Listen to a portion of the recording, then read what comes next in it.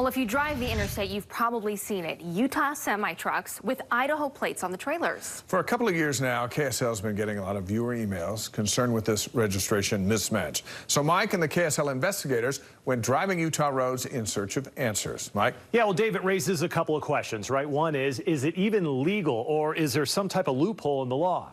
Two, if it is legal, why? And how much money is the state losing on this? You ask, KSL investigates.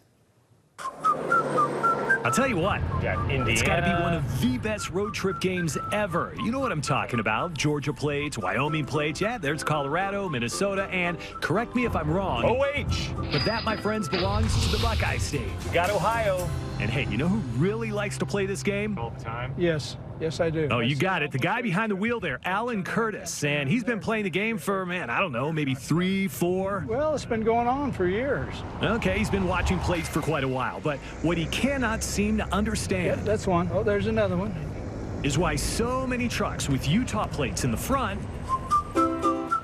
here, you got one right there. Are pulling big, heavy, long trailers with a completely different set of tags. It's Idaho. Yep. In the back. There's enough trucks out on the road that I see it all the time. Utah plates on the truck, but on the trailer, they have Idaho plates.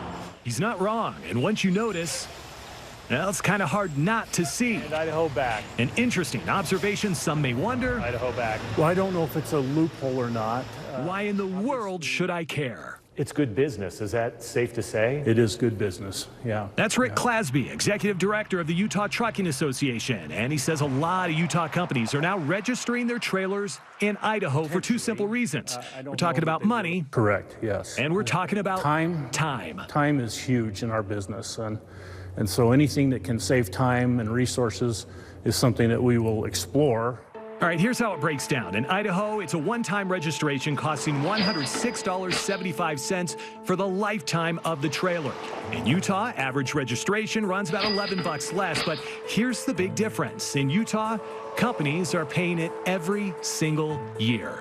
And if you got a big fleet, that could add up pretty quickly, which is why Clasby says more and more trucking companies based in Utah are registering their trailers across the border. In fact, trailer registrations here in Utah have dropped nearly 50% over the last 6 years. The state could be plating some of those tractors and trailers, and so they're losing revenue by not doing so. Do you think that's a missed opportunity? It is a missed opportunity. To what extent, I don't know. Well, the KSL investigators do. We searched public records for 2020 and found that missed opportunity for Utah adds up to more than $367,000 for the year. All because 3,860 trailers owned by Utah companies are sporting Idaho plates. People like Alan do not like that. But it's wrong. The state should be collecting those taxes here in Utah. But people like Monty Roberts with the Utah DMV, are not overly concerned. If you're asking me, probably not. Probably not, because it's not the trailers that bring in the big bucks. It's these guys, the trucks. And wherever they drive, they pay their fair share in registration. It's based on the number of miles they drive in each particular state. In fact, the state has seen a 27% increase in Utah truck registration since 2015. Do the math here, and last year we raked in more than $13 million by registering the front end. On the flip side, though, trailers pulled in just $1.3 million. Numbers backed up. All right, Utah plates on the front. By what the KSL investigators discovered. Idaho on the back. After just an hour at the way station near Brigham City. Utah front, Idaho back. Same company.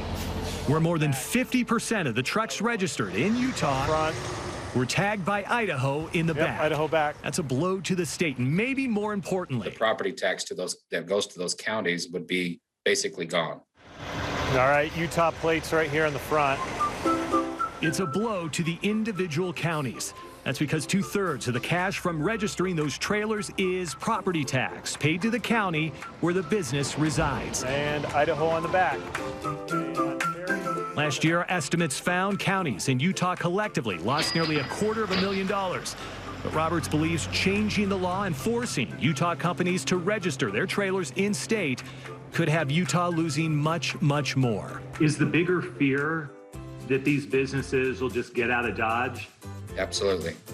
At least that's my opinion. I would agree with that statement. A statement that means the trend will likely continue. Utah in the front, Idaho back. Idaho in the back. There's Ohio. OH.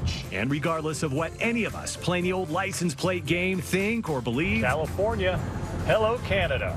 Utah's DMV seems content, trucking companies seem content, and the state of Idaho? What was that one? Idaho. Was that Idaho? Oh, they seem very content. Yeah, Idaho in the back. And Monty Roberts with the DMV says lawmakers have looked into changing the trailer registration laws in the past, but it never got very far. And if they did, it could get messy because of those interstate registration laws that are out there. Now, one last note here. The DMV says Utah does have an option for a lifetime trailer registration like Idaho does, but it doesn't take away the property taxes. Those would still have to be paid. So even though it would save on time, as we talk about time and money, you know, the money is the one that speaks the most. I'm just glad you found some Ohio plates out there. We found one, and I milked it for everything I had. Thanks, Mike.